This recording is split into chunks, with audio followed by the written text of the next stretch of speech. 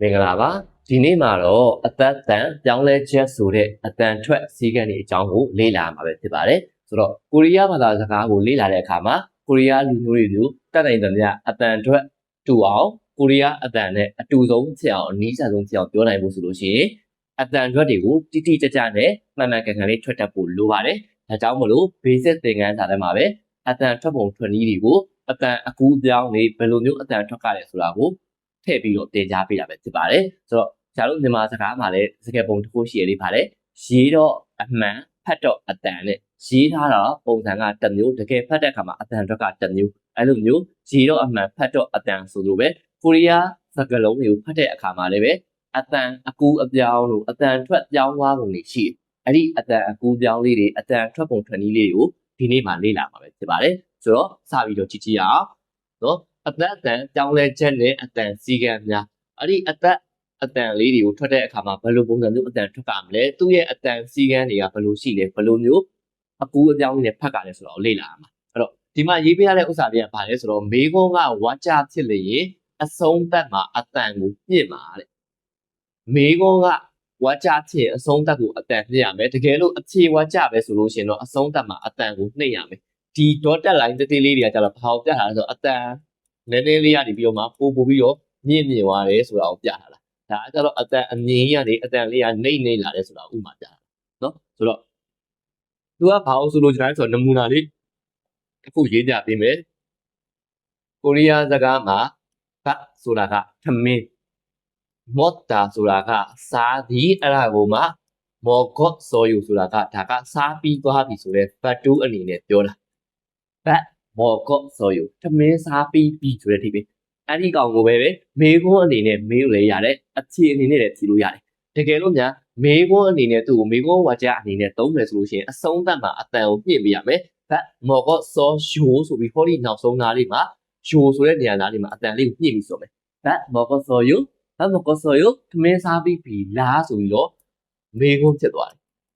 ကိုကအဲ့ဒါကိုပဲစားပြီးပြီလို့ပြန်ဖြေနေဆိုလို့ရှိရင်အခြေဝါကြအနေနဲ့သုံးမယ်ဆိုလို့ရှိရင်ကြတော့အဆုံးသက်နောက်ပိတ်ဆိုဟောဒီနေမှာအတန်ကြီးကိုညှင့်ရမလို့ပုံမှန်တိုင်းလေးပဲဘတ်မော်ကော့စော်ယူဘတ်မော်ကော့စော်ယူသမင်းစားပြီးပါပြီဘတ်မော်ကော့စော်ယူသမင်းစားပြီးပြီစားပြီးပြီလားမေခွန်းအနေနဲ့ဝါကြမေခွန်းဝါကြတစ်ခုအနေနဲ့ဒီကောင်ကိုသုံးမယ်ဆိုလို့ရှိရင်ဗာလေအဆုံးသက်ဟောဒီနောက်ဆုံးသားလေးမှာအတန်လေးကိုညှင့်လိုက်တယ်အတန်လိုင်းကိုဘတ်မော်ကော့စော်ယူဘတ်မော်ကော့စော်ယူစားပြီးဆိုကြည့်ဘတ်မော်ကော့စော်ယူပုံမှန်တိုင်းလေးပဲအတန်ကိုနေနေပြီနောက်ဆုံးစလုံးထဲမှာအတန်ကိုညှင့်လိုက်ပြီဆိုတော့အဲ့ဒါမေခွန်းမေးတာဘတ်မော်ကော့စော်ယူသမင်းစားပြီးပြီလားဆိုပြီး question mark ပါသွားတဲ့ပုံစံနော်စကားပြောမှာစာမှာဆိုလို့ရှိရင်တော့ဆရာတို့က question mark လေးကိုကြည့်ပြီးတော့မေခွန်းလားအဖြေလား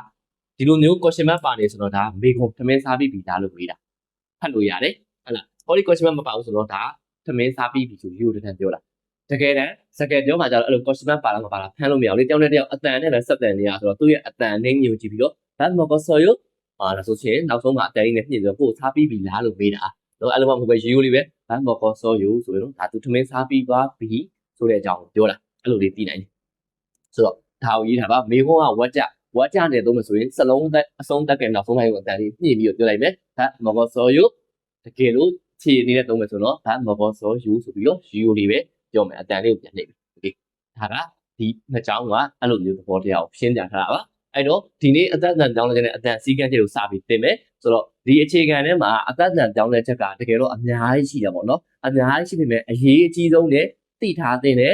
တချို့ချက်လေးတွေပဲဖော်ပြသွားမှာဆိုတော့ basic မှာစုပေါင်းဆရာတို့အသက်အတန်ကြောင်းလဲချက်14မျိုးသင်မယ်နော်14မျိုးသင်ပါကိုဒီနေ့မှာတော့ဆရာတို့6ခုအရင်သင်မယ်နော်နံပါတ်1ကနေ6ထိသင်မယ်ပြီးလို့ရှိရင်မနေ့ကပိုင်းကနည်းနည်းလွယ်သွားပြီဆိုတော့နံပါတ်9ကနေစပြီးတော့14ထိသွားမယ်နော်ဆိုတော့တဝက်စီမဟုတ်ဘဲနဲ့ဒီနေ့6ခုပဲအရင်သင်မယ်အဲ့တော့ကြည့်ကြည့်ရအောင်ဆိုတော့ပထမဆုံးတစ်ခုကဘာလဲဆိုတော့ဂါဆိုတဲ့ခေါင်းနဲ့ဟဆိုတဲ့ခေါင်းအသက်ပေါ့နော်သူကအသက်တန်ကြောင်းလဲချက်ပြကြောင်မလို့အသက်နေရာမှာဂါနဲ့သူ့နောက်မှာဟနဲ့တွေ့မယ်ဆိုလို့ရှိရင်တဲ့သူ့ကိုခတန်လေးကြောင်းပြီးထွက်ပြရတယ်ဘာလို့ဆိုလို့ကျင်တာလဲဆိုတော့ဆရာတို့ကြည့်ကြည့်ရအောင်ဒီမှာဂါဆိုပြီးတော့ချဦးရဲ့အောက်မှာဂါတွေ့ရမလားသူ့အောက်ကဂါနဲ့သူတို့ပြောထားတဲ့နောက်မှာရှိတဲ့ဟနဲ့အဲ့လိုမျိုးဂါနဲ့ဟနဲ့တွေ့ရင်ချွဟာလို့မထွက်တော့ဘဲနဲ့ခါနဲ့ဟာနဲ့ဆိုရှင်ခဆိုပြီးအတန်ထွက်ပြရတယ်အဲ့တော့ရေးတော့မြန်မာစကားမှာလည်းရှိရည်ရေးတော့အမှန်ဖတ်တော့အတန်ရေးလို့ရှိရင်ရှုဟာဖယ်လို့ပဲရေးမယ်တကယ်တမ်းဖတ်တဲ့အခါကျတော့ခါနဲ့ဟာနဲ့တွေ့ရင်ခဆက်သွားတယ်ဆိုတော့ကိုကကြက်ထား ကြက်ထားမယ်ဒါကြောင့်မို့လို့ချွတ်ဟာလို့မဖတ်ဘူးတကယ်တမ်းဖတ်လဲဖတ်ဖို့ဟောဒီအောက်ကခါလေးကပြုတ်သွားပြီးတော့ဟာနဲ့သွားပေါင်းပြီးတော့နောက်ကဟာဒီခါဖြစ်သွားတဲ့အတွက်ကြောင့်မို့လို့ဟာနေပြီးတော့ခါဖြစ်သွားတယ်ချွတ်ခါဟဲယူဖြစ်သွားတယ်ဇီရောချွတ်ဟာဟဲယူဖတ်တော့အတန်ချွတ်ခါဟဲယူအဓိပ္ပာယ်ကတော့ဆိုတော့ဂုံပြုတ်ပါတယ်နော်ကိုရီးယားကားရဲ့မှာခဏကြားပူပါလိမ့်မယ်ချွတ်ခါဟဲယူချွတ်ခါဟမီတာနော်တရားရောက်ဆောင်ဝဲအောင်လို့ရှိရင်ငါတို့ချွတ်ခါဟမီတာအရန်ဂုံပြုတ်ပါတယ်ဂုံယူပါတယ်ပေါ့နော်ဂုံယူပါတယ်ဆိုတဲ့အဓိပ္ပာယ်နော်အရန်ကိုဂုံယူတဲ့ဆောင်ဝဲအောင်သွားတဲ့အတွက်ကိုရီးယားကိုသွားတဲ့အတွက်အရန်ကိုဂုံယူပါတယ် congratulation ပေါ့နော်ဆရာတို့အင်္ဂလိပ်လို့ဆို congratulation လုပ်တဲ့စကားလုံးမှာတရားရောက်နော်ချူဟာဟဲယူရေတော့ချူဟာဂါနဲ့ဟာနဲ့တွေ့ခါဖြစ်တော့ချူအောက်ကဂါလေးကဟောဘက်ကဟာနဲ့သွားပေါင်းပြီးတော့ဂါပေါင်းဟာဆိုတော့ဟောဒီဂါလေးကပျောက်သွားပြီးတော့ဘေးနောက်မှာခါဖြစ်သွားပြီးတော့ချူခါဟဲယူဖြစ်သွားတယ်ချူခါဟဲယူဂုံယူပါတယ်အဲ့တော့ကျောင်းသားလေးတွေနံပါတ်1ဂါအပေါင်းဟာမြာတဲ့ခါဖြစ်တဲ့ဆိုဥစ္စာကိုကြက်ထားရမယ်နော်ဆိုတော့အသက်အတန်တောင်းတဲ့ကြက်ထားမယ်ဒီကောင်တွေကတော့ပထမဘယ်လိုပြောမလဲဒီနေ့သင်မဲ့အသက်အတန်တောင်းတဲ့စုစုပေါင်း14မျိုးရှိတယ်ဒီနေ့က6မျိုးမနေ့က8မျိုးသင်ပေးမယ်နော်14မျိုးအဲ့ဒီ14မျိုးစလုံးကိုအလွန်ရနေဖို့ကတော့ခဲရင်ပါတယ်တချို့စကားလုံးတွေဆိုလို့ရှိရင်သင်ပေးတဲ့ဆရာတို့ကိုယ်တိုင်တော့ဘယ်လိုပြောမလဲမေ့ပါတယ်ပေါ့နော်အတန်ပြောင်းတဲ့ဥစ္စာကိုမေ့ပါတယ်အဲ့တော့တက်နိုင်သမျှတော့14ခုစလုံးကိုမှတ်မိအောင်လို့စ조사ပြီးကြက်ကြည့်နေဒါပေမဲ့မှတ်မိပဲလည်းပြန်မေ့သွားတယ်ဆိုတဲ့ကိစ္စတော့မရှိပါဘူးအသုံးများဆုံးစကားလုံးဖြစ်တဲ့ဟောဒီဂါနဲ့ဟာနဲ့တွေ့ခါပြစ်တယ်ဆိုတဲ့စကားလုံးမျိုးကတော့ဖတ်ပါများမြင်ပါများလို့ရှိရင်တော့ပြန်ပြီးတော့မှတ်မိလာလိမ့်မယ်နော်ဆိုတော့တိတ်မသုံးတဲ့14လုံးလုံးကတိတ်မသုံးတဲ့တချို့စကားလုံးတွေကပြန်ပြီးတော့မေ့သွားလိမ့်မယ်ရတယ်အရန်စိတ်ညစ်စရာမလိုကိစ္စမရှိဘူးအသုံးများဆုံးဖြစ်တဲ့ဂါနဲ့ဟာနဲ့တွေ့ခါဖြစ်တယ်ဒီလိုစကားလုံးတွေကတော့ပိုရေးကြည့်တော့ဒါလေးကိုတော့တက်နိုင်တော့များမမေ့အောင်ကြက်ထားပြီးလို့ရှိရင်စာပိုက်တွေမှာဖတ်တဲ့အခါမှာသတိထားမယ်ဂါနဲ့ဟာနဲ့အဲ့လိုတွေ့ရဆိုချင်အတန်ကြောင်းပြီးတော့ချွတ်လို့ဖတ်တော့ပဲလေချွတ်ကနေပြီးတော့ချူလေးပြီးတော့နောက်ကဟာကိုပြောင်းပြီးတော့ခါလေးကြောင်းဖတ်ပြီးဂါနဲ့ဟာနဲ့ခါချွတ်ခါဟဲယူနော်ဒါဒီစကားလုံးတွေကတော့ဒီနေ့ကြက်ထားပြီးလို့ရှိရင်လည်းနောက်ပိုင်းမှာအတွေ့များမှာအသုံးများတဲ့စကားလုံးတွေဆိုပြန်ပြီးတော့မှတ်မိတယ်တချို့စကားလုံးတွေကပြန်ပြီးတော့မေ့သွားတယ်နော်တက်နိုင်များမှတ်မိအောင်ကြက်ထားကြည့်ပါထပ်သွားမယ်နောက်ထပ်ဥပမာတစ်ခုကပါတယ်ရှီဂျတ်ဟာဒါနော်ရှီဂျတ်ဟာဒါအဓိပ္ပာယ်ကတော့စတင်သည်ဥပမာအလုံးတစ်ခုခုကိုစတင်တာပဲဖြစ်ဖြစ်ကိုရီးယားဘာသာစကားကိုစတင်ပြီးတော့လေ့လာတာပဲဖြစ်ဖြစ်အဲ့လိုမျိုးစတင်သည်ကိစ္စတစ်ခုခုကိုစတင်ပြီးလို့သုံးတယ်အဲ့တော့ရှီဂျတ်ဟာဒါကြည့်ကြည့်အောင်ဂါနဲ့ဟာနဲ့တွေ့တော့ရှီဂျတ်ဟာလို့ဖတ်တော့ဘူးဂျတ်အောက်ကခါလေးကပြုတ်သွားပြီးတော့နောက်ကဟာနဲ့သွားပေါင်းတော့ဟာကနေပြီးတော့မှခါဖြစ်သွားတယ်ရေးတော့အမှန်ရှီဂျတ်ဟာဒါလို့ရေးတယ်ဖတ်တော့အတန်ရေးတော့အမှန်ဖတ်တော့အတန်အဲ့တော့ရှီဂျတ်ခါတာရှီဂျတ်ခါတာနဲ့ရှီဂျတ်ခါတာဖြစ်သွားတယ်ရှီဂျတ်ခါတာစတင်ပြီဒါပေမဲ့တော့မာအွန်နီဟောဒီမှာလည်းအဲ့လိုပဲမာအွန်အောက်ကဟောဒီ e လေးဒီအတန်မဲ့ကြီး e ဆိုတာကိုယ်ပိုင်အတန်မရှိဘူးလေအကလေအကကိုယ်ပိုင်အတန်မရှိတော့သူ့အောက်ကမလေးကိုယူလိုက်တော့မာအွန် e ရနေပြီးတော့မှအတန်ဖတ်တော့မာအွန်မီဆိုပြီးဖြစ်တယ်เนาะဒီမှာဆိုလို့ရှိရင်လည်းမီလို့ပြီးတော့ထည့်ပါမယ်လက်ရှိကတော့ဆရာတို့ကဂါနဲ့ဟာနဲ့တွေ့တဲ့ဥစ္စာကိုပြောနေတာဆိုတော့ခဏထားလိုက်เนาะမာအွန် e လို့မဖတ်ပဲဟောဒီမတန်လေးအပေါ်တက်လိုက်မယ်ဘာကြောင့်လဲအဒီကိုယ်ပိုင်အတန်မရှိတဲ့ကြီးဆိုပြီးတော့ရှေ့မှာတော့သင်ခဲ့ပူတယ်အဲ့တော့ e ရနေပြီးတော့မတွေကအပေါ်ကတော့မာအုံးမီဖြစ်သွားဟုတ်ပြီနော်ဒီမှာတော့မကူးကြတာဘူးဆိုတာဂါနဲ့ဟာနဲ့ကိုအဓိကသင်တာမလို့မာအုံးမီချက်ဟာတာရေးတော့ချက်ဟာတာဂါနဲ့ဟာနဲ့တွေ့တော့ဘာဖြစ်မလဲခဖြစ်သွားတော့ချက်အောက်ကဂါကဟိုမှာခဖြစ်သွားပြီးတော့ချက်ခါတာမာအုံးမီလို့ဖတ်မယ်နော်ဒီနေရာကို e လို့မထွက်ပဲနဲ့ e ဒီအတန်မဲ့ကြီးဆိုတော့မာတန်လေးယူသွားပြီးတော့မီဖြစ်သွားတယ်မာအုံးမီချက်ခါတာမာအုံးမီချက်ခါတာမာအုံးမီချက်ခါတာစိတ်ထားကောင်းတယ်သဘောကောင်းတယ်ဆိုတဲ့အထိပဲနော်ဆိုတော့စိတ်ထားကောင်းတဲ့သဘောကောင်းတယ်ဒါကဂါနဲ့ဟာနဲ့တွေ့ရင်ခဖြစ်သွားတယ်ဆိုတဲ့အကြောင်းကိုဥပမာစလုံးလေး၃လုံးနဲ့ရှင်းပြပေးထားတာနောက်ထပ်အများကြီးရှိအောင်ပါဗောနော်ဂါနဲ့ဟာနဲ့တွေ့တဲ့စကားလုံးကြီးအများကြီးရှိလိမ့်မယ်ဒါကနမူနာ၃ကြောင်းလောက်ပဲသဘောတရားအနေနဲ့ပြထားတာဟုတ်ပြီနံပါတ်1ပြီးသွားပြီဆိုလို့ရှိရင်တော့နံပါတ်2ဘာတွေဘယ်လိုပြောင်းလဲသေးတယ်ထပ်ပြီးတော့ဆရာတို့လေ့လာကြည့်အောင်နံပါတ်2ကကြတော့နည်းနည်းလေးချုံလိုက်မယ်နံပါတ်2ကကြတော့တဲ့ဟာနဲ့ဓာတ်နဲ့တွေ့တာအဲ့တော့ပေါ်မှာလည်းပဲဟာသတိထားတယ်ပေါ်မှာတော့ဟာနဲ့ဗာနဲ့လေဂါနဲ့နော်ကြောင်းပြန်ရေးရတာဂါနဲ့ဟာနဲ့တနည်းအားဖြင့်ဟာနဲ့ဂါနဲ့အတူတူပဲဟာနဲ့ဂါနဲ့တွေ့တော့ဟာနဲ့ဂါနဲ့ပေါင်းတော့ဒီများချင်းခဖြစ်သွားတယ်အခုကကြတော့ဟာနဲ့ဓာတ်နဲ့ပေါင်းလို့ရှိရင်ခဖြစ်နော်အတန်ကြောင့်လည်းနော်ဟာတွေကိုတွေ့ရင်သတိထားမယ်ဂါနဲ့တွေ့တော့သူကခဖြစ်တယ်ဓာတ်နဲ့တွေ့တော့ထဖြစ်မယ်ကြည့်ကြည့်ရအောင်ဟာနဲ့ဓာတ်နဲ့ကျွတ်ဒါလို့ရှိမှအများကြီးကြက်ခဲ့ပြီးစကားလုံးလေးဟာနဲ့ဓာတ်နဲ့တွေ့တယ်ဘာဖြစ်မလဲဓာတ်ကထဖြစ်သွားတော့ဂျွတ်ဓာတ်က ဂျွတ်တာကဂျွတ်ထားဖြစ်သွားတယ်ဂျွတ်ထားပေါ့နော်ဒီအောက်ကောင်ချုပ်ပြီးတော့ဂျွတ်ထားလို့ဖတ်လို့ရတယ်ဂျွတ်တာဂျွတ်ထားကောင်းပြီကြိုက်ပြီဆိုတဲ့အဓိပ္ပာယ်အဲ့လိုပဲ not တာက not ထားဖြစ်သွားတယ်ဟာနဲ့ဒါနဲ့တွေ့တော့ထားဖြစ်သွားတယ် not တာဟာနဲ့ဒါနဲ့တွေ့တော့ထားဖြစ်သွားတော့ not ထားဖြစ်သွားတယ်နော်ဟောဒီအောက်ကောင်လေး6ဖြစ်လို့ရတယ် not ထားဖြစ်သွားတယ်ထားသည်ဆိုတဲ့အဓိပ္ပာယ် not တာက not ထားဖြစ်သွားမယ် not ထားကထည့်သည် not ထားကထားသည်ဆိုတဲ့အဓိပ္ပာယ်အဲ့လိုပဲသူကဟာနဲ့ဓာတ်နဲ့ပဲတွေ့ရောင်းမြန်နေနဲ့ဓာတ်နဲ့ဟာနဲ့ရောင်းမြန်ဟာဓာတ်ဟာတူပဲသဘောတရားချင်းဓာတ်နဲ့ဟာနဲ့တွေ့လို့ရှိရင်လည်းပဲဒီမှာသူကတတ်တန်နေအကုန်လုံးဟာနဲ့တွေ့မယ်ဆိုလို့ရှိရင်ထတန်ပြောင်းသွားမယ်တနည်းအားဖြင့်ဓာတ်နဲ့ဟာနဲ့တွေ့တယ်ဘာဖြစ်လဲဟောဒီကဓာတ်လေးကဟိုမှာသွားပြီးတော့ထဖြစ်သွားတော့မာချောင်းဆိုပြီးတော့ဖြစ်သွားတယ်နောက်တစ်ခု sorry ညော့ဆိုတာကဘလောက်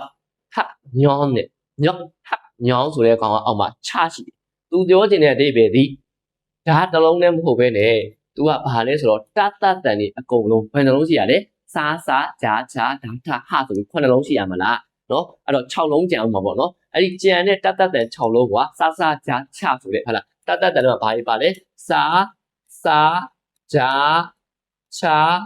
ဓာ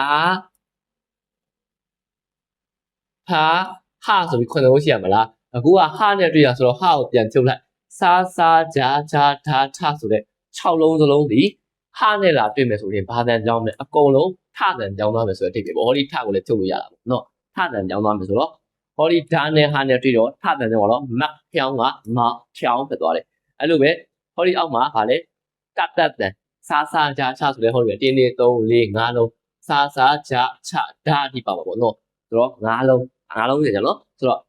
ဟာနဲ့ထနဲ့ကြတော့တတ်တယ်မှာပါတယ်ဆိုပေမဲ့ဟာနဲ့တွေ့ရင်ထကိုပြောင်းသွားဆိုတော့မထည့်ထားတော့လားအဲ့ဒီ6လုံးထဲမှာချကလည်းပဲတတ်တယ်မှာပါတယ်အဲ့ဒီကောင်လေးနော်ချနဲ့ဟာနဲ့တွေ့တယ်ဆိုတော့ဘာဖြစ်လဲတတ်ဖြစ်တဲ့ကြောင့်မလို့ထပြောင်းသွားတော့ညော့ထကနေညော့ထဖြစ်သွားတယ်သူကတော့20ကြောင်းထားတယ်အဲ့ဒါဘာလဲဆိုတော့ဟောဒီဂါနဲ့နားနဲ့တွေ့လို့ရှိရင်လည်းပဲဂါဒီနားနဲ့တွေ့လို့ရှိရင်ဘာဖြစ်သွားလဲဆိုတော့အာဖြစ်သွားတယ်အဲ့ဒါတော့နောက်ကြလို့ရှိရင်သင်ရတယ်ပဲဆရာတို့ဒီနေ့သင်ရတာတော့မပါဘူးဆိုတော့ဒီတိုင်းပဲအလုံးမှတ်ပဲဟုတ်လားဒီအောက်မှာရေးထားတယ်တတ်တန်စားဂျာချဓာတ်ဟာ9လုံးရှိတယ်အဲ့ထဲကကောင်လေးဒီဟာနဲ့တွေ့လို့ရှိရင်ဘာဖြစ်မလဲထဖြစ်သွားတယ်ဆိုတော့ညော့ထကနေပြီးတော့ညော့ထကနေပြီးတော့ထဖြစ်သွားတယ်ဒီအဆင့်ပေါ့ထဖြစ်သွားမှာအဲ့ဒါမှနောက်တစ်ဆင့်ထပ်ပြီးတော့ဟုတ်လားဘောဒီဂါလေးနဲ့အောက်ကထအာကတထဆိုပြီးဒီလိုဖြစ်သွားမှာဒီအောက်ကဂါလေးနဲ့နောက်ကနားနဲ့တွေ့တဲ့အခါမှာခါသည်အပြန်ပြောင်းသွားတယ်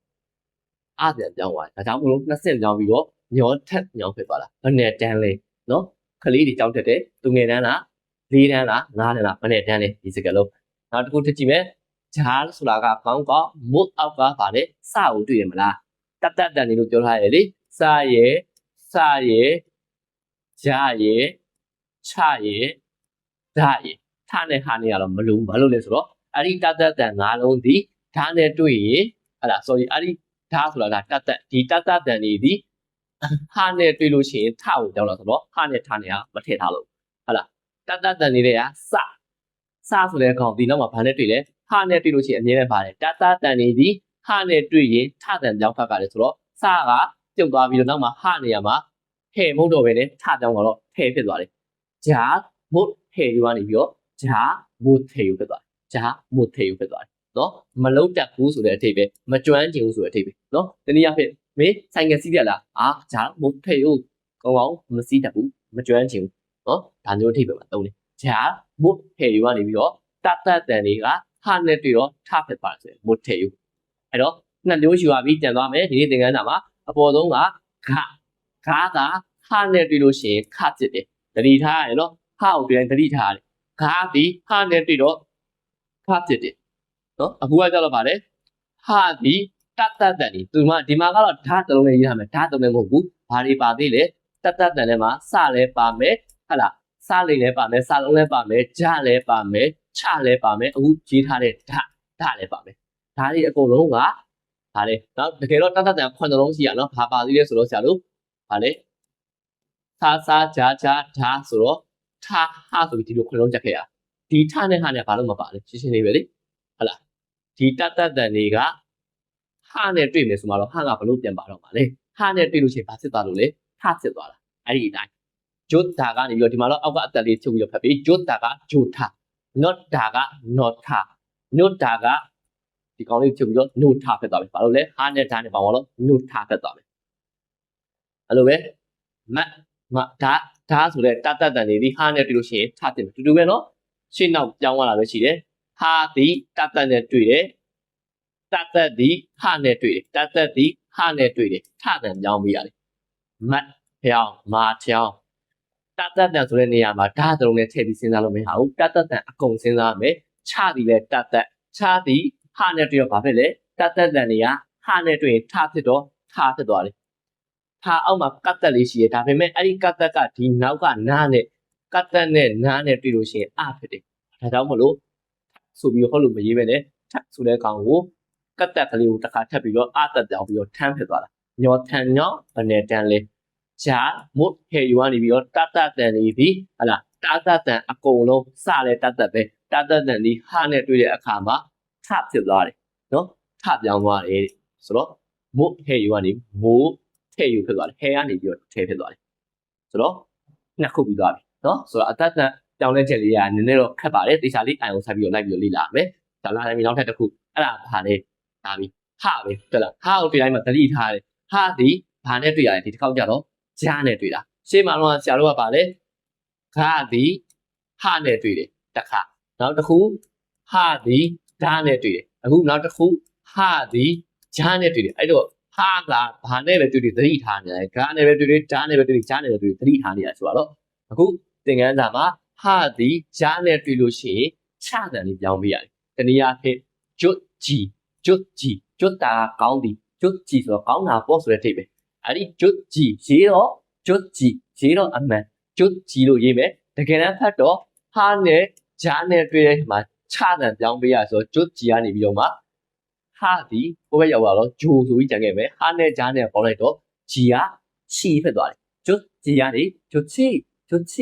ရေးတော့ဟိုက်တိုင်းရေးရမယ်ရေးတဲ့အခါမှာဒီလိုရေးလို့မရဘူးเนาะဒါအတန်ထွက်မလို့ခွင်းစားခွင်းမိတ်နဲ့ပြထားတာရေးတော့အမှန်ကျွတ်ချီဖတ်တော့ဒီဘက်ကအတိုင်းအတန်ထွက်ပါမယ်ကျွတ်ချီစကားပြောမှဆိုလို့ရှိရင်ကျွတ်ချီလို့ဘယ်သူမှမပြောဘူးကျွတ်ချီကောင်းတာပေါ့ဘာလို့ညနေကျရင်ဗာလေဘီယာထိုင်သွားကြမလားဘာသွားကြမလားကျွတ်ချီကောင်းတာပေါ့ဒီလိုတဲ့ဒါပေမဲ့ရေးတဲ့အခါမှာတော့ကျွတ်ချီလို့ရေးပြရတယ်ရေးတော့မှဖတ်တော့တယ်ဒါကိုပြောတော့အဲ့တော့ဆရာတို့ပြန်ပြီးတော့ခြုံကြည့်အောင်เนาะဒီမှာတော့သုံးဆိုတော့ဒီကောင်တော့နည်းနည်းလေးအတုံးနေတယ်ဟာနဲ့ဂျာနဲ့တွေ့တော့နည်းနည်းအတုံးနေတော့တစ်ခုပဲထည့်ထားတယ်ဆိုတော့အဲ့တော့ပြန်ပြီးတော့အကုန်လုံးကိုခြုံကြည့်မယ်လို့ရှိရင်ဒီမှာနှုတ်ကလေးနဲ့ဆရာတို့မှတ်ကောင်သုံးခုစလုံးတွဲပြီးတော့မှတ်လိုက်ပဲဟာဆိုတဲ့ကောင်လေးအကုန်လုံးကပါနေတယ်အပေါ်ဆုံးကကောင်မှလည်းပဲဗါလဲဟာနဲ့တွေ့လို့ရှိရင်ခတန်ပြောင်းဖတ်ပြရတယ်အောက်ကကောင်မှလည်းပဲဟာနဲ့ဓာတ်နဲ့တွေ့လို့ရှိရင်ထတန်ပြောင်းပြရတယ်ဓာတ်ဆိုတဲ့နေရာမှာဓာတ်တစ်လုံးနဲ့မဟုတ်ဘူးဟောဒီဓာတ်ဒီစာဂျာချာဓာတ်ငါးလုံးလုံးတနည်းအားဖြင့်တတ်တန်တွေအကုန်လုံးမှတ်လိုက်လို့ရတယ်ဟာနဲ့ဓာတ်နဲ့တွေ့တယ်အခုရောက်ရဲအဲ့လိုပဲဟာနဲ့ဂျာနဲ့တွေ့လို့ရှိရင်လည်းပဲချတန်ပြောင်းပြရတယ်နော်ဆိုတော့ကြည့်အောင်ဆိုတော့ note အနေနဲ့အကုန်လုံးတွဲပြီးတော့မှတ်မယ်ဆိုလို့ရှိရင်ဂါဒါဂျာသုံးခုဆိုတော့ဒီမှာလေဂါနဲ့ပဲတွေ့ဟာနဲ့ပဲတွေ့အခုသင်တယ်ဂျာနဲ့ပဲတွေ့ဂါဒါဂျာနဲ့တွေ့လို့ရှိရင်တဲ့ဟာဒီဂါလို့ဓာတ်လို့ဂျာနဲ့တွေ့လို့ရှိရင်ဘာဖြစ်လဲဂါနဲ့ဟာနဲ့တွေ့ရင်ခပြောင်းသွားတယ်ဓာတ်နဲ့ဟာနဲ့တွေ့ရင်ထပြောင်းသွားတယ်ဂျာနဲ့ဟာနဲ့တွေ့ရင်ချပြောင်းသွားတယ်ဒါတို့လေသုံးလုံးဂါနဲ့ဆိုလို့ရှိရင်ဂါနဲ့ဟာနဲ့ဆိုရင်ထဓာတ်နဲ့ဟာနဲ့ဆိုရင်ထဂျာနဲ့ဟာနဲ့ဆိုရင်ချဆိုပြီးတော့ဒါမျိုးမှတ်လို့ရတယ်ဒါတစ်ခါလဲတွဲမှတ်လိုက်တာနော်အဲ့တော့အနည်းတမ်းသတိထားမှာဟာဆိုတဲ့ကောင်သတိထားသူနဲ့ဂါနဲ့တွေ့လို့ရှိရင်ခလို့ပြောင်းလိုက်ဟာနဲ့ဓာတ်နဲ့တွေ့ပြီဆိုလို့ရှိရင်ထလို့ပြောင်းလိုက်ဟာနဲ့ဂျာနဲ့တွေ့ပြီဆိုရင်ချလို့ပြောင်းလိုက်ဂါဒါဂျာနေပြီးတော့ဟာနဲ့လည်းတွေ့ရောခလို့ထလို့ချလို့သူ့ဟာလည်းသူသက်ဆိုင်ရာအတိုင်းပြောင်းလဲသွားတယ်လို့ပြောချင်တာနော်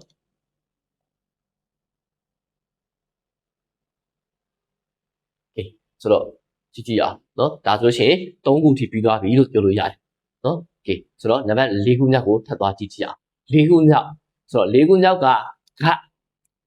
ဂါဆိုတော့ဘာထဲမှာပါလဲဂါတက်လို့ရေးထားမယ်ကတ်တက်ထဲမှာပါတော့ဗောနော်ဟောဒီဂါဆိုတာကလေတနည်းအားဖြင့်ဘာတွေရှိအောင်လဲဂါတွေကားတွေခ တွေရာဂတွေစုစုပေါင်း၄ခုရှိတယ်နော်ဆိုတော့ကတ်တက်တွေပေါ့တနည်းအားဖြင့်ခါနဲ့တက်ထားတဲ့အသက်ဆိုတော့ခါတို့ကတို့ခါတို့ရာဂတို့ဒီ၄လုံးရှိပေါ့နော်ကျန်လို့တင်ရုံးစာအုပ်ထဲမှာတော့ဟောဒီနှစ်ကောင်ထည့်မတင်ထားပဲလေတနည်းအားဖြင့်ဟောဒီနှစ်ကောင်ပဲထည့်တင်ထားတယ်ပတ်ဝန်းတင်ရုံးတစ် EBS တင်ရုံးတစ်ကပတ်ဝန်းစာအုပ်ထဲမှာပေါ့နော်ဆိုတော့အခန်းနံပါတ်22မှာ8မှာလို့ထင်တယ်29လား28မှာလားမသိဘူးအခန်း28မှာထင်တယ်အတန်ထွက်ပုံမှာတော့ဒီလိုမျိုး၄လုံးလုံးမပြပဲလေကတ်တက်တနည်းအားဖြင့်ခါနဲ့ကနဲ့နှလုံးပဲအဓိက main ပြထားတယ်နော်ထားပါတော့ကတ်တက်ဒီလိုမှတ်လိုက်အောင်ကတ်တက်တွေဒီတဲ့ငါတို့မဟုတ်မားနဲ့တွေ့တဲ့အခါမှာတဲ့ဗာလေအဆိုတော့ငါနော်အမုံနော်အတန်ငါတက်ဆိုတော့ငါတက်တယ်ကိုပြောင်းသွားတယ်အဲ့တော့ဒါလေးကိုဆရာတို့ကဒီတိုင်းအလွတ်ချက်ထားလို့ရှိရင်အပေါ်မှာလည်း၃ခုကကြက်လာခဲ့ပြီးပါပြီဟဲ့လားဗာလေခါဒါဂျာနဲ့တွေ့လို့ရှိရင်ခထချဆိုပြီးတော့ခါဆိုရင်ခဆိုရင်ခဒါဆိုရင်ထဂျာဆိုရင်ချဆိုပြီးအလွတ်ကြက်လာတာအောက်မှာလည်းထက်ချက်လို့ရှိရင်မေ့တော့မှာအဲ့ဒီတော့အောက်ကစကားလုံးကိုမမေ့အောင်လို့ဆိုပြီးဆရာတို့ဘယ်လိုလုပ်တယ်လဲဆိုတော့နည်းနည်းလေးဟာကညံလေးနဲ့ထက်ထိုးညံလေးနဲ့မှတ်ကြည့်အောင်နော်ဆိုတော့ခါတက်တီဒီဂါတို့ကတို့ခတို့ရကအကုန်လုံးကကတ်တက်ထဲမှာပါတယ်မလားနော်စတီယိုထဲမှာဒီနှလုံးမပါဘူးဆိုခဏထားလိုက်မယ်အဲ့တော့ကတ်တက်တီဒီနားမနဲ့တွေ့ရင်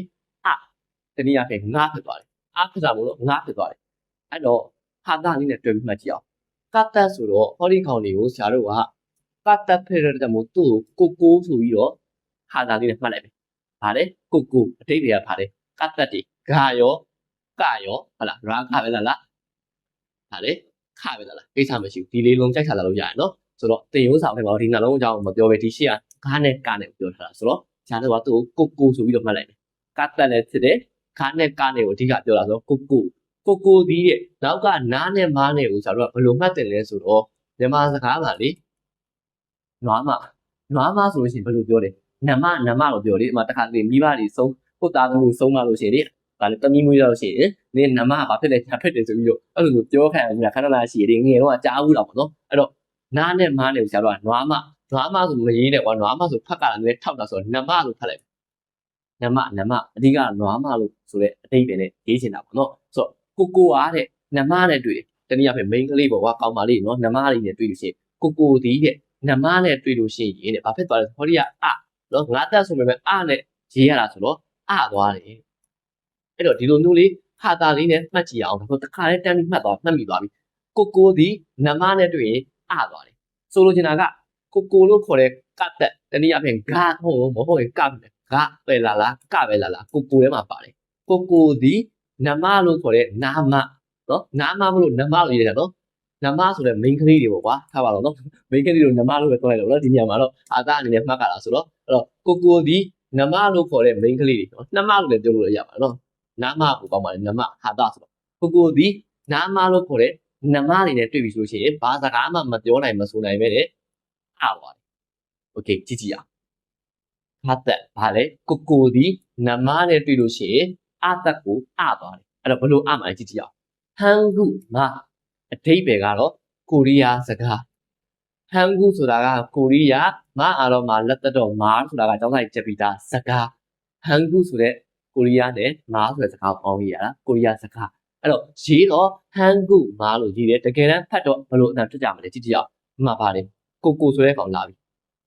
ဟာလားခုအောက်ကကောင်ဒီဟန်ဂုဆိုတော့ခုအောက်ကဟောဒီဂါဒီဂါတော့မဟုတ်ကဆိုတော့ဆရာတို့တက်ထားတဲ့ကိုကဘာဖြစ်လဲနောက်မှာမဟုတ်လားနမနာတော့မဟုတ်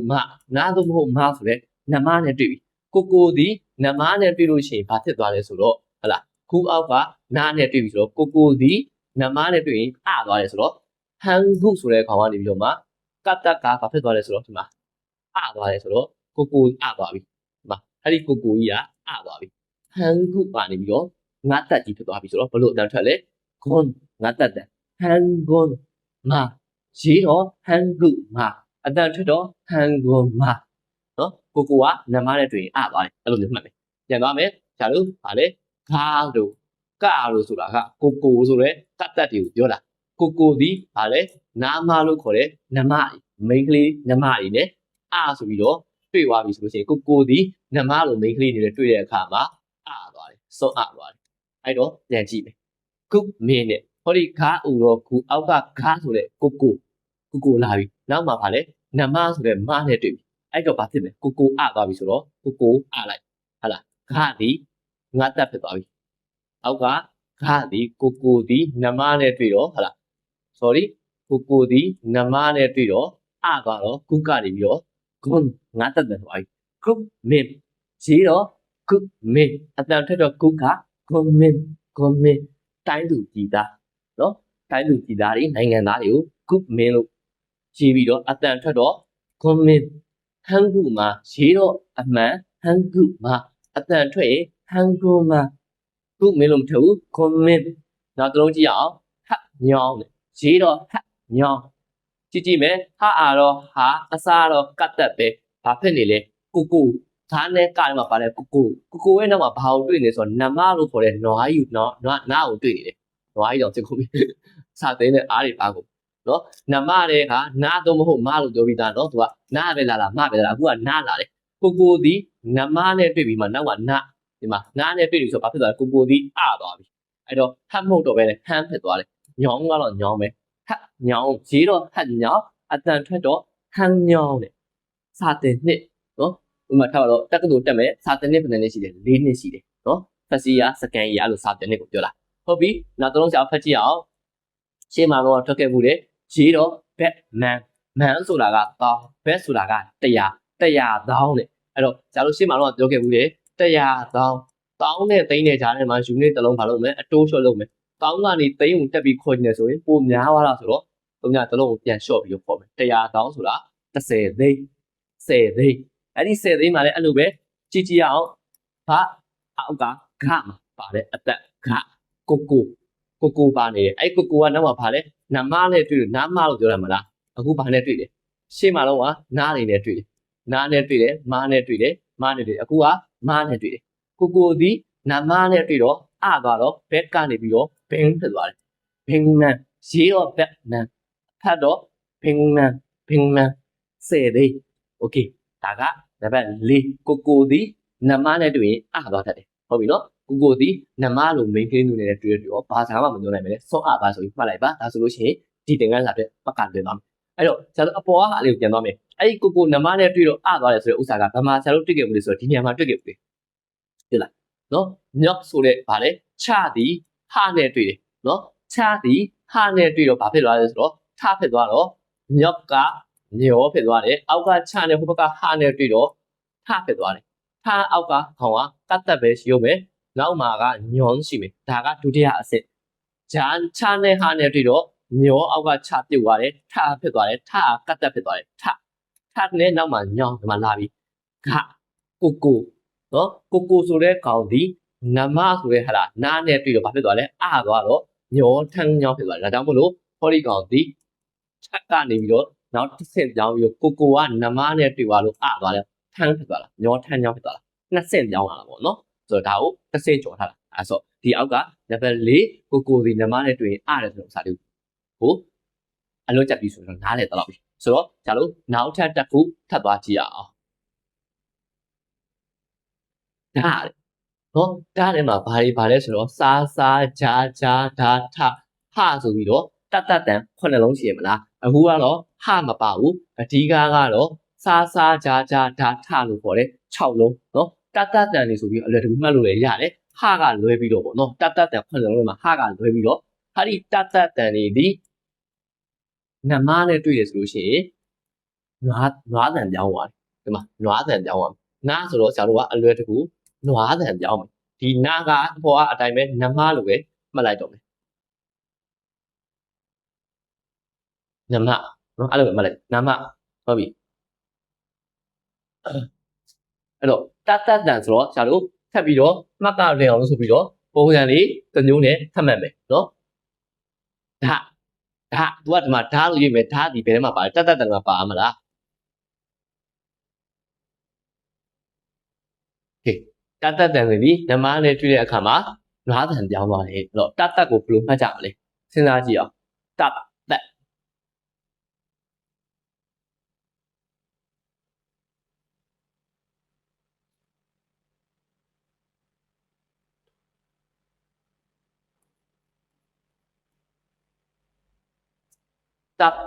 နော်တတ်ဒီနမနဲ့တွေ့တဲ့အခါမှာနွား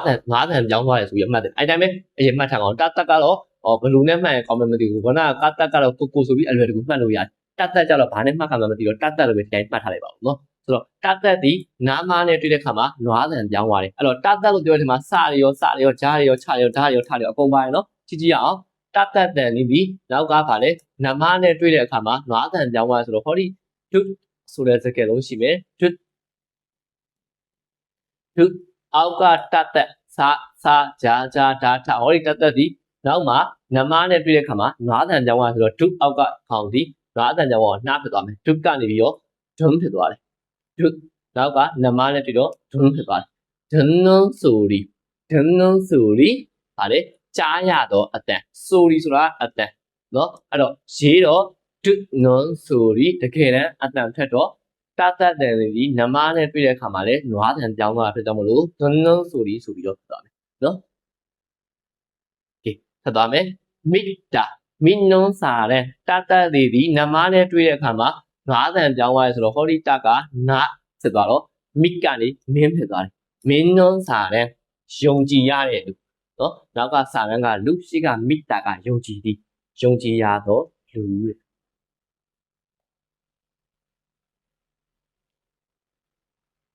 မိတာ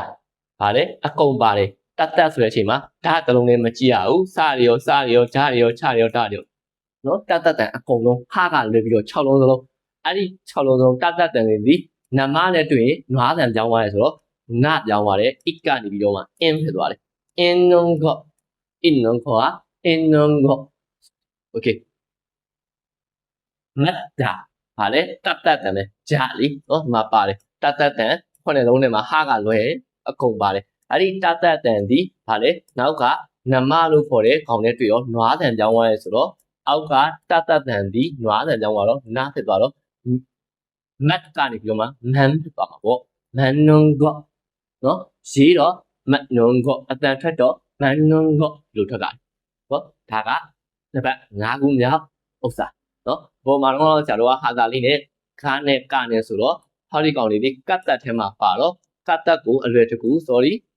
ကတ်တက်ထဲမှာပါတယ်ဒါမို့ကတ်တက်ကိုအလွယ်တကူခါနဲ့ကနဲ့အဓိကနားနဲ့မနဲ့တွေ့မှာကိုနမနဲ့တွေ့အားတယ်ဆိုပြီးတော့ဟာသာလေးမှတ်တယ်အောက်ကကောင်ကတတ်နဲ့ပတ်သက်ပြီးတော့ဘယ်လိုမှတ်ကြမလဲမှတ်ဆိုလက်ရှိတော့ idea ထွက်မလာသေးဘူးဆိုတော့ဆရာတို့ဒီတိုင်းပဲကြော်သွားကြည့်အောင်နော်တတ်ကဟေးဘာသက်တွေဒီဘာသက်နော်ဒီကောင်လဲတင်ရုံးဆောင်ထဲမှာပါတယ်နော်တင်ရုံးဆောင်ထဲမှာဒီကောင်ကအခန်း20နဲ့မှအခန်း30လားမသိဘူးအခန်း30ရဲ့အတန်ထွက်ထဲမှာတယ်နော် EPS တင်ရုံးတစ်ကအခန်း30အတန်ထွက်ပိုင်းမှာဒီကောင်လေးပါတယ်အဲ့ဒီမှာဆိုလို့ရှိရင်လည်းဒီလိုပဲဘာသက်တွေဒီသူကတော့မှဘာနဲ့ဖားနဲ့နှစ်ခုပဲပေါ်ပြထားတယ်ဒီကောင်လောက်ကကောင်မပါဘူးနော်ဒါတော့က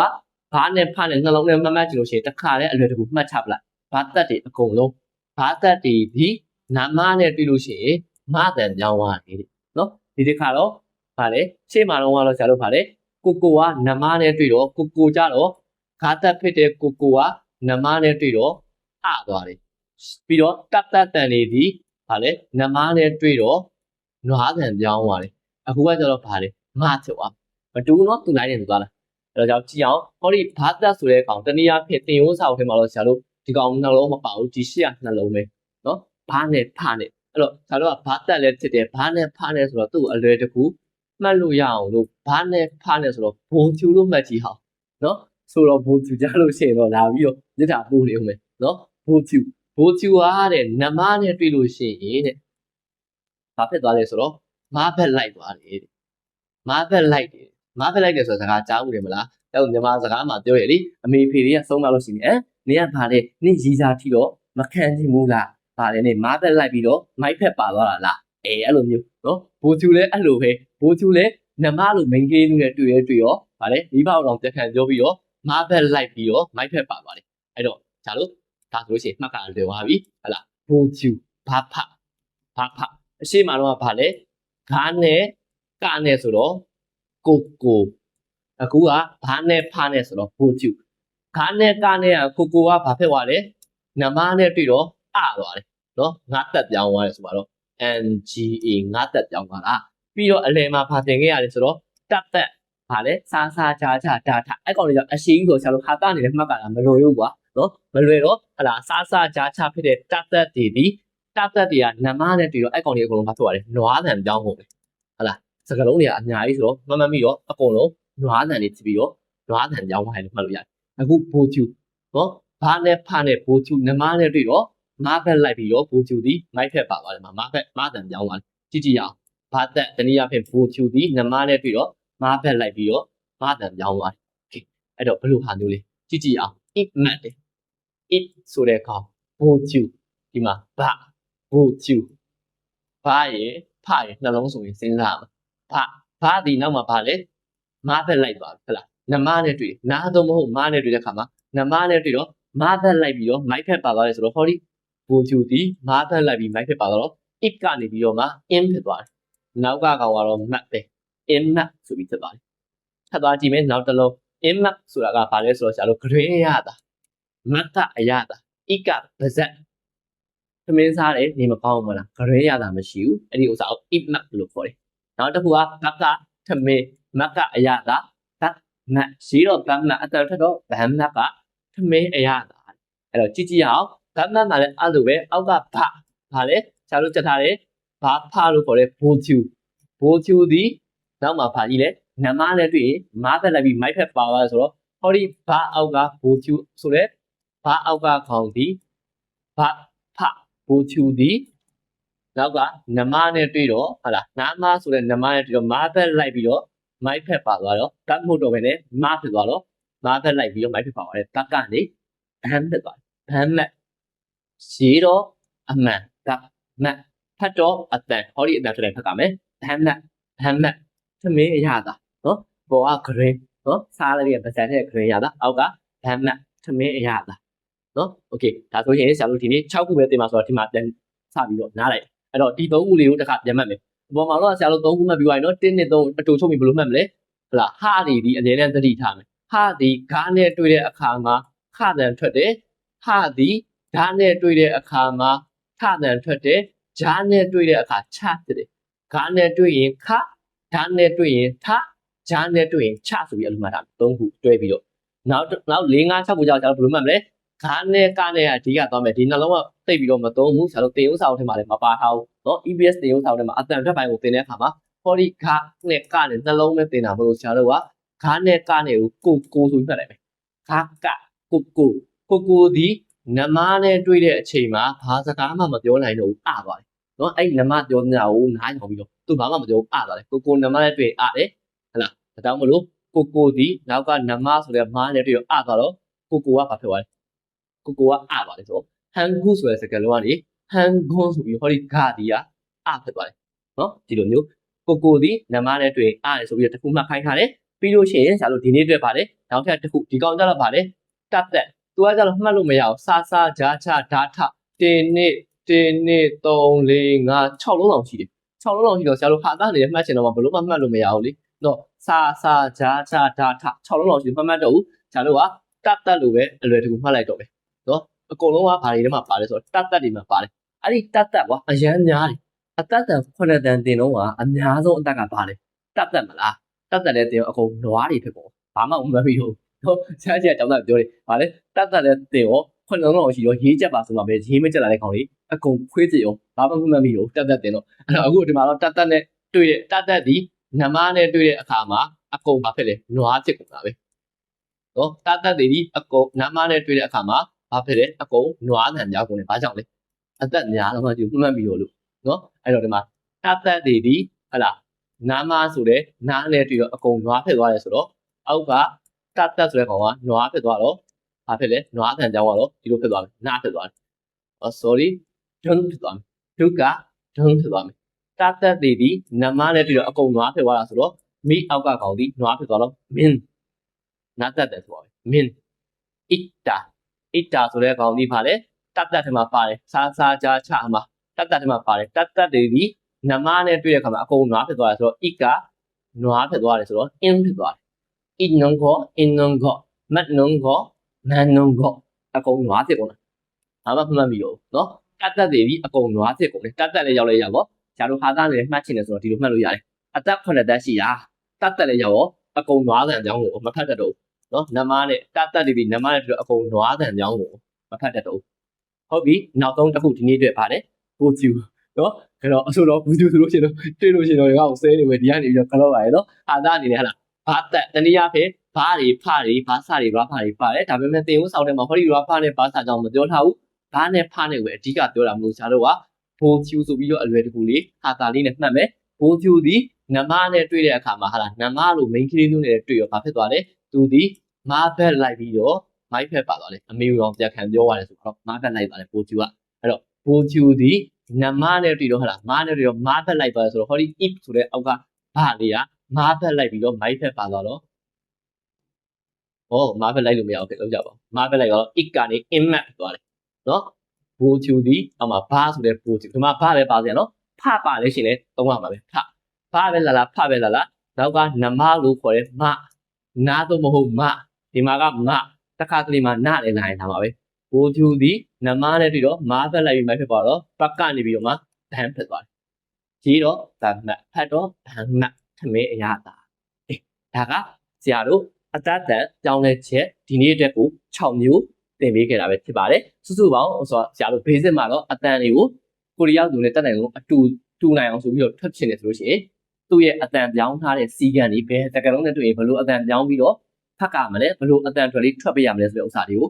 သေချာလေးချက်ထားမယ်ဆိုရှင်တော့ပို့ပြီးတော့ကောင်းမယ်ဒါလို့ basic မှာဆိုလို့ရှိရင်တော့ကျွန်တော်တို့အတတ်တန်နဲ့ပတ်သက်ပြီးအကုန်လုံးတော့မဟုတ်ဘဲနဲ့14လုံးဒါလည်းတကယ်အသုံးဝင်တဲ့အများဆုံးသုံးတဲ့14လုံးကိုပဲသင်ရမှာဆိုတော့ဒီနေ့အတွက်စုပေါင်း6လုံးပေါ့သင်ပြီးခဲ့တော့မနေ့ကကျန်တဲ့7လုံးကိုထပ်ပြီးတော့သွားမယ်မနေ့က7လုံးကနည်းနည်းလေးလွယ်သွားပါပြီနော်ဒီနေ့သင်ပြီးခဲ့တဲ့6လုံးကိုလည်းပဲအလွယ်တကူမှတ်ပြီးကြက်ပြီးလို့ရှိရင်အလွယ်တကူပြန်ပြီးတော့မှတ်မိနေအောင်ဆရာနော်ဟာတာလေးနဲ့မှတ်ပြီးတော့တွဲပြီးတော့မှတ်ခိုင်းထားပါတယ်ဆိုတော့ဒီနေ့ရဲ့အတန်တောင်းလေးကိုတစ်ချက်လောက်ကလေးလုပ်ကြည့်တာပါမနေ့ကကြတော့မှကျန်တဲ့7ခုအတန်တောင်းတဲ့သင်ခန်းစာပြန်တွေ့ပါမယ်ကျေးဇူးတင်ပါတယ်